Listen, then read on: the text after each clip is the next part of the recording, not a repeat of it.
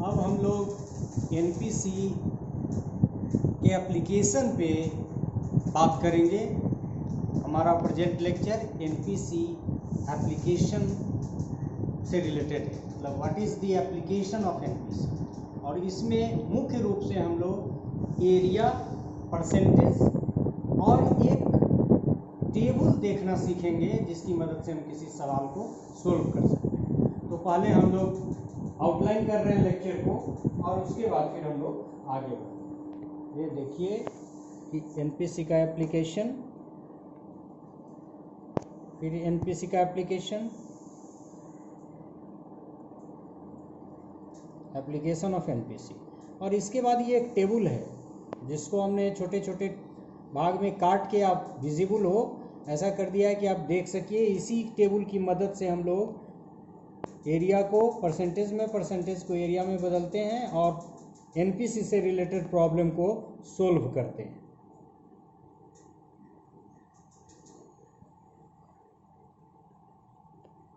ये एनपीसी से रिलेटेड एक प्रॉब्लम हम लोग सोल्व करेंगे, फिर एनपीसी से रिलेटेड ये भी हम लोग प्रॉब्लम सोल्व करेंगे, और ये फिर एनपीसी से रिलेटेड प्रॉब्लम। तो एनपीसी से रिलेटेड प्रॉब्लम को सॉल्व करेंगे हम लोग। अब हम लोग यहाँ से लेक्चर को स्टार्ट करेंगे।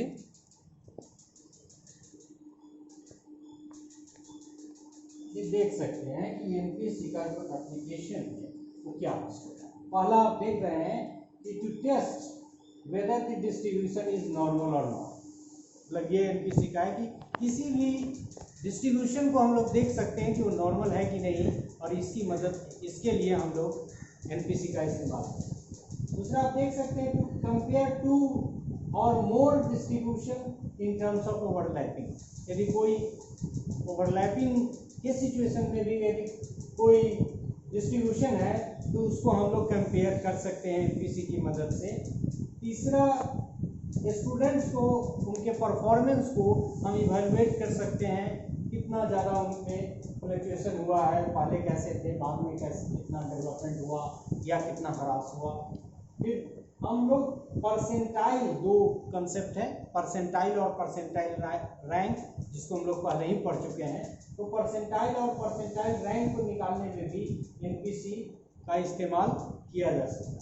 फिर एबिलिटी ग्रुपिंग, हमको चाहे अचीवमेंट के आधार पे हो, इंटेलिजेंस के आधार पे हो, या किसी और साइकोलॉजिकल एट्रीब्यूट्स के आधार पे हो, यदि हमको एबिलिटी ग्रुपिंग करनी है, एक एबिलिटी के लोग एक साथ दूसरी एबिलिटी के दूसरे ग्रुप के साथ, तो उसमें भी हम इसका इस्तेमाल कर सकते हैं। तीसरा कि जो क्वालिटेटिव डाटा है, जो डाटा हम लोग प्राप्त करते हैं रेटिंग स्केल की मदद से, लेटर ग्रेड की मदद से, या रैंकिंग डाटा से, तो ये सब जो डाटा है जो हम लोग फिगर में नहीं प्राप्त करते हैं, क्वांटिटी में नहीं करते, क्वालिटी में प्राप्त करते हैं, वैसे डाटा को भी हम लोग ट्रांसफ़र करके उसका इस्तेमाल कर सकते हैं एनपीसी की मदद से। So transferring and combining qualitative data. और फिर है आपका converting raw score into comparable score. हमने कल बात की थी कि जो हम बहुत सारे स्टैटिस्टिकल ट्रीटमेंट के में डाटा को नॉर्मल बनाते हैं, और हमने कल क्रिएटिविटी स्कोर का एग्जांपल भी दिया था। तो उसमें हम लोग जेड स्कोर में कन्वर्ट करते हैं और टी स्कोर में कन्वर्ट करते हैं।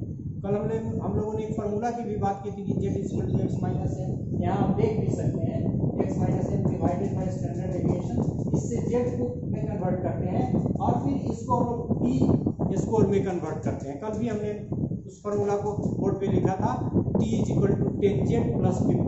मतलब एनपीसी का एक कंट्रीब्यूशन ये भी है, इसका एक एप्लीकेशन ये भी है कि हम लोग जो र स्कोर है उसको स्टैंडर्ड स्कोर में, जेड स्कोर और टी स्कोर में, और ये दूसरे तरह के स्कोर में कन्वर्ट कर सकते हैं।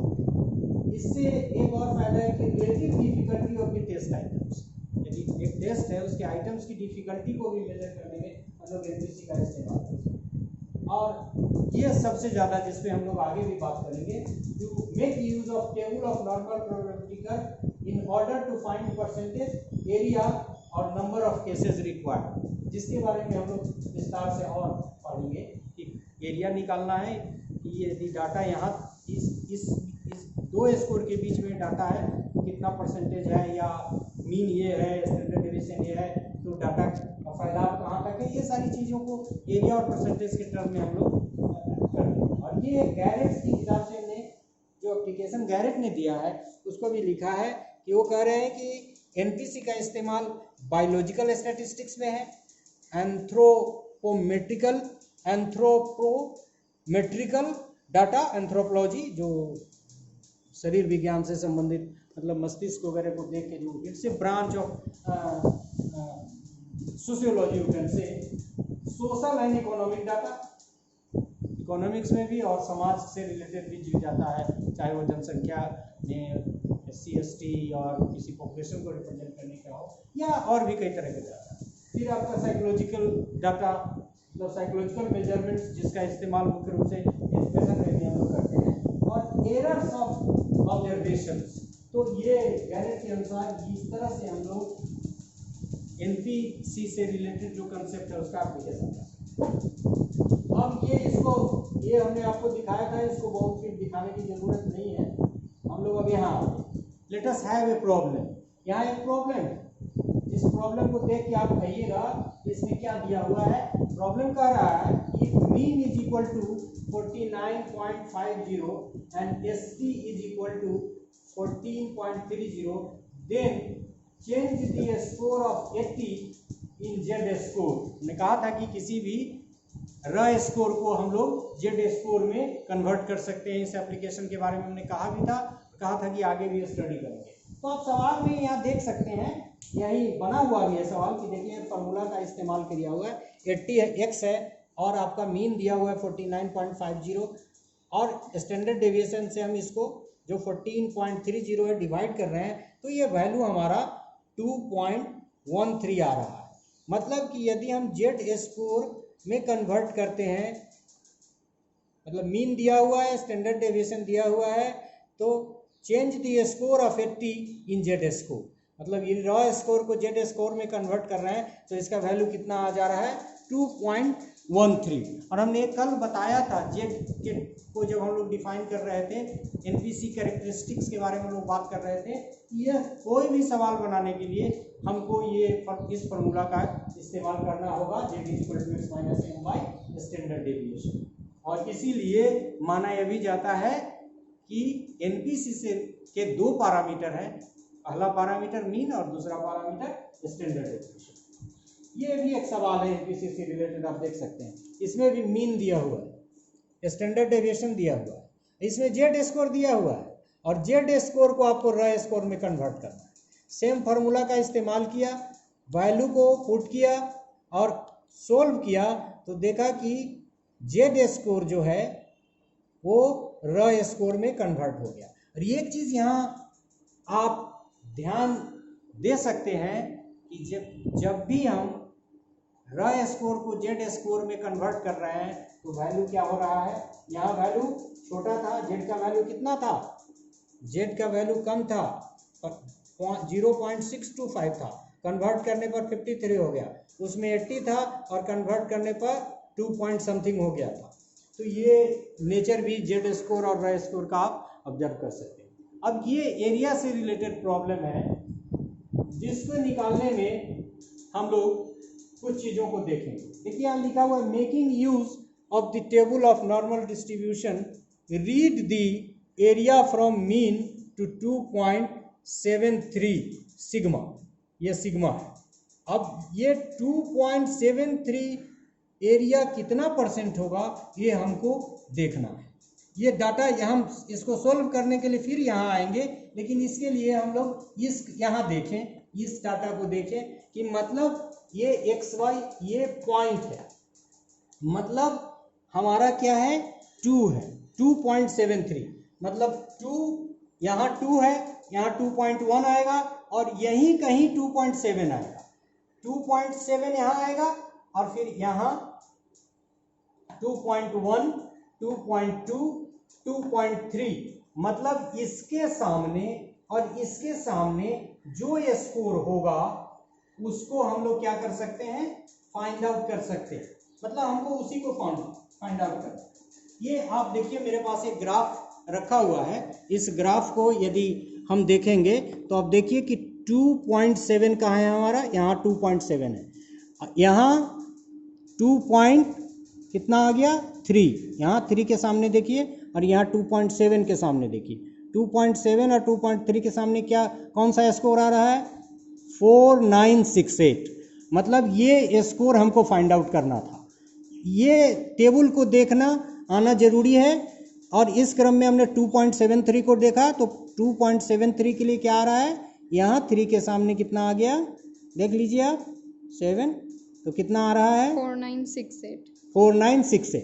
अब यहाँ आ जाइए, अब आप देखिए यहाँ कह रहा है कि by going vertically downward in the column x y sigma, मतलब नीचे की तरफ, यहाँ बोर्ड पे आप देख सकते हैं यहाँ नीचे की तरफ, तो नीचे की तरफ हम कहाँ तक पहुँचेंगे 2.7 तक, और यहाँ हमको इधर से 2.3 खोजना होगा, और इसके सामने जो स्कोर होगा हमको वही फाइंड आउट करना है। तो एक तरीका बताया गया है कि बी फाइंड 2.7 नीचे की तरफ आके, और मूविंग हॉरिजॉन्टली अलोंग 2.73, मतलब 2.7 आपको जहां मिला उसके पैरेलल में आपको बढ़ना है जहां आपको 0.03 मिले। तो after 3 figures the required figure may be find below the fraction that is 0.03, मतलब दोनों का जो मिलान बिंदु है, यहाँ देखिए हमने लिखा है the number right to 2.7 and below 0.3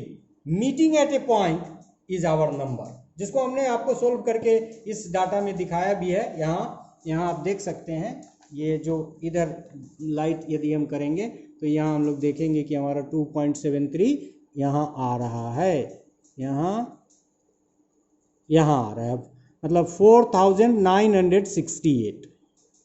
तो इस तरह से ये देखने यदि हमको आ गया तो एनपीसी का मैक्सिमम प्रॉब्लम हमको सॉल्व करने आ गया, क्योंकि हमको नंबर ऑफ केसेस और डिस्टेंस, ये डिस्टेंस को इंडिकेट कर रहा है 2.73, और ये एरिया को इंडिकेट कर रहा है 4968। तो इस तरह से ये टेबल देखना बहुत महत्वपूर्ण है। ये कंप्लीट टेबल है, ये कंप्लीट टेबल है, ये आप कहीं भी स्टैटिस्टिक्स की किताब में प्राप्त कर सकते हैं, और ये यदि आप समझ गए तो एनपीसी से रिलेटेड कोई भी सवाल बना सकते हैं। दूसरा, तो यहाँ देखिए कि 4968 केस को हमारा आंसर हमको मिल गया जो हमको फाइंड आउट करना था, और ये है आपका from the table of normal distribution read the value of sigma score from the mean for the corresponding fractional area 3729। यहाँ देखिए 3729, 3 यदि हम इसको खोजेंगे तो देखिए 3729 कहाँ मिल रहा है, 3729 यहाँ है, मतलब इसके ऊपर में क्या है 0.04 और लेफ्ट में क्या है 1.1, मतलब यदि 1.1 के बाद हम 4 डाल देंगे तो इसका एरिया कितना निकल जाएगा 1.14। मतलब यदि हमको एनपीसी से रिलेटेड एरिया के कर्व में ग्राफ में हमको खोजना है तो 3729 के लिए जो एरिया डिसाइड होगा वो क्या होगा 1.1 इधर से और 0.04 इधर से, मतलब अल्टीमेटली हमारा वैल्यू क्या हो जाएगा 1.14। So you can see the problem is already solved here.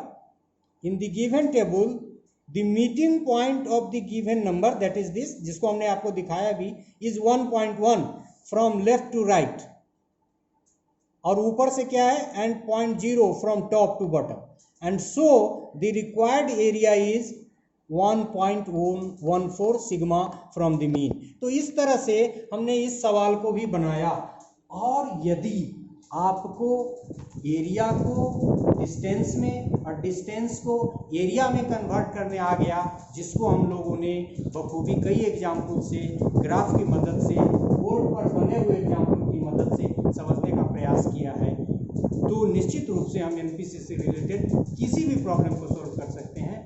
आगे हम लोग ध्यान रखेंगे कि पहले जेड स्कोर में कन्वर्ट करना पड़ेगा, और जेड स्कोर की मदद से इस टेबल को ध्यान में रखते हुए कर्व को जो एनपीसी की पढ़ने का टेबल है, इसको पढ़ना हम लोगों ने सीखा। इसकी मदद से हम एनपीसी से रिलेटेड किसी भी सवाल को सोल्व कर सकते हैं। तो जेड स्कोर निकालना और टेबल का पढ़ने आना, दो फैक्टर यदि आपने सीख लिया तो एनपीसी से रिलेटेड किसी भी प्रॉब्लम को आप सोल्व कर सकते हैं। So this is all about the NPC related and its application.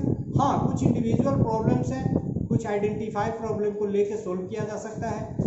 होगा तो हम लोग भी बोर्ड पे कोई 2-4 सवाल लेके उसको सोल्व कर सकते हैं। यदि नहीं भी करें तो you can do your own if you understood. पहला जेड स्कोर में कन्वर्ट करना और दूसरा टेबल को पढ़ना। Thank you very much.